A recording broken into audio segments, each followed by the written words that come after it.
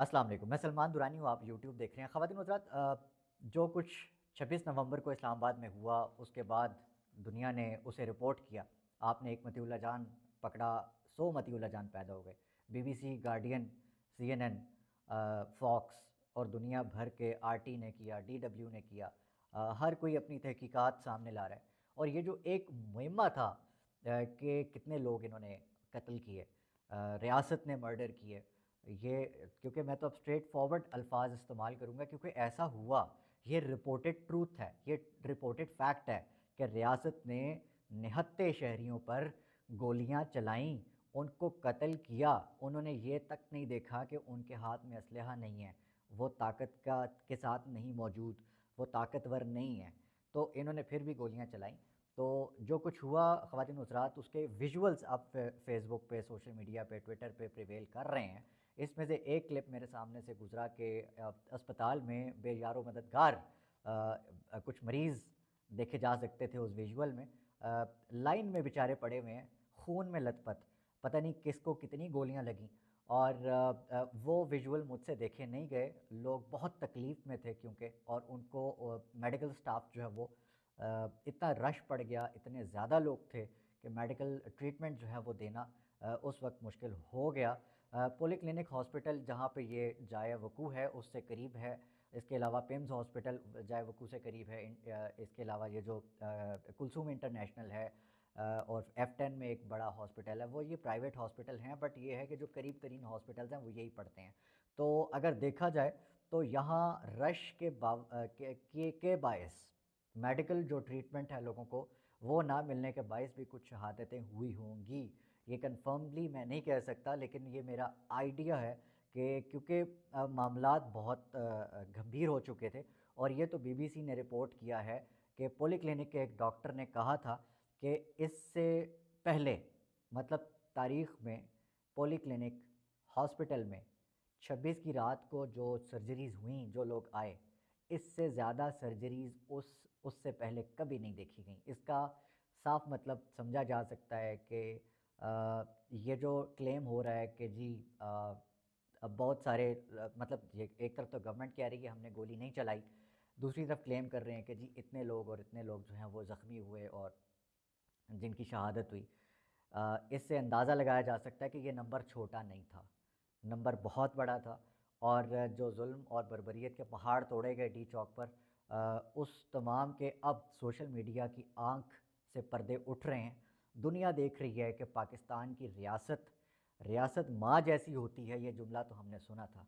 रियासत डाइन जैसी होती है, ये जुमला हमने अमली तौर पर अभी देखा है कि ये जो मॉडल टाउन 10x हुआ है इस्लामाबाद डी चौक के मकाम के ऊपर, इसके बाद अब ये सोचना ज़्यादा मुश्किल नहीं है कि इस मुल्क में अगर रहना है तो किन टर्म्स पे रहना है।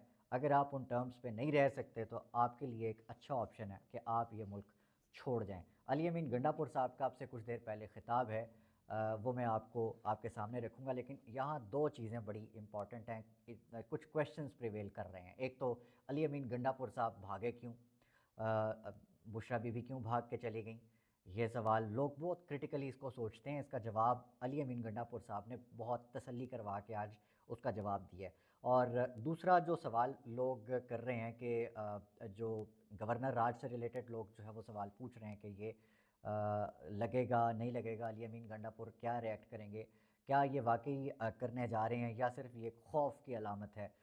तीसरी जो अहम चीज़ वो कि बुशरा बीबी और अली अमीन गंडापुर साहब के जो बीच में इख्तलाफात हैं उनको बहुत हवा दे के कुछ ख़बरें, मन घड़त ख़बरें और कुछ प्रोपेगेंडा जो है वो क्रॉल करवाया जा रहा है सोशल मीडिया पे, उसका भी जवाब इस वीडियो में मैं दूंगा।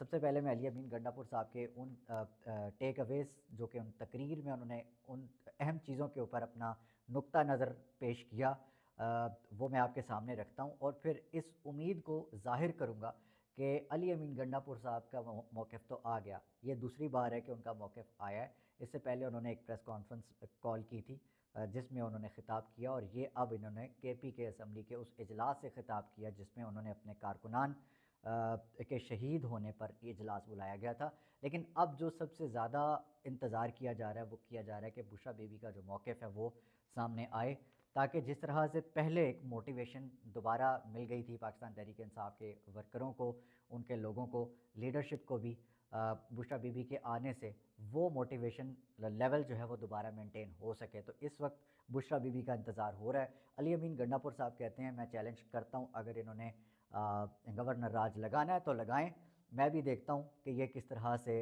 गवर्नर राज लगाते हैं। आज बहुत सख्त अल्फाज जो है वो अली अमीन गंडापुर साहब ने अदा करते हुए ये फरमाया कि जो फ़ौज है उनके सिपाहियों के साथ मैं मुखातिब हूँ और उनसे पूछता हूँ कि अगर तुम्हारे बच्चों के साथ ऐसा हो तो तुम्हारी बीवी क्या सोचे, और जो मारने वाले हैं उनके लिए जो तुम्हारी बीवी है वो क्या बद्दुआ करेगी। ये बहुत सख्त बात की और उन्होंने कहा कि ये मैं हम कुर्सियों वाले नहीं हैं, और अगर आप लोग ये समझ रहे हैं कि आप निहत्तों पे ताकत का इस्तेमाल करके बहुत बदमाश बन गए हैं बहुत बड़े, तो हमारे पास भी एक गोली का जवाब देने के लिए 10 गोलियों वाला हरबा है। लेकिन हम क्यों नहीं करते? इसलिए नहीं करते कि हमारा लीडर कहता है कि पुरअमन रहना है, पुरअमन रहना है और पुरअमन रहना है। एक के जवाब में 10 गोलियां भी चला सकते हैं, लेकिन हमारा लीडर कहता है कि पुरअमन रहना है। असला हमारे पास भी है, बारूद हमारे पास भी है, पैसा हमारे पास भी है। डरो उस वक्त से कि हम सब कुछ भुलाकर गोली का जवाब गोली से देंगे। और 100 से ज़ायद पुलिस वालों को पकड़ने का इंकशाफ किया है अली अमीन गंडापुर साहब ने, और कहा है कि हमने पकड़े लेकिन वापस कर दिए। और फिर उन्होंने ये ताना देते हुए उन पुलिस वालों को कहा कि जब ये पकड़े जाते हैं तो इमरान खान जिंदाबाद के नारे लगाते हैं। रेड जोन के हवाले से उन्होंने कहा, जी रेड जोन तो हमारा है, हम इस मुल्क के शहरी हैं, हम जा सकते हैं, तो क्या आप जवाब में गोली मारोगे? हालांकि उन्होंने कहा कि हम तो रेड जोन में गए नहीं, क्योंकि इमरान खान साहब का हुक्म था कि आपने रेड जोन में नहीं जाना, आपने डी चौक पे जाके बैठना है। ये अली अमीन गंडापुर साहब ने इस बात पे कन्फ्यूजन बिल्कुल क्लियर कर दी कि बुशरा बीबी और अली अमीन गंडापुर साहब इस पर एक पेज पर थे, मतलब इस बात पे एक पेज पर थे कि इमरान खान साहब का हुक्म था कि डी चौक पर जाके बैठना है। इसका मतलब है कि जो संजानी वाला ऑप्शन था ये बिल्कुल भी ज़ेर गौर नहीं था, और संजानी वाले मामले पे जो जो जिसका कमेंट आ रहा था, अब सवालिया निशान उनके ऊपर है कि उन्होंने ये बयान किसकी एमा पर दिया।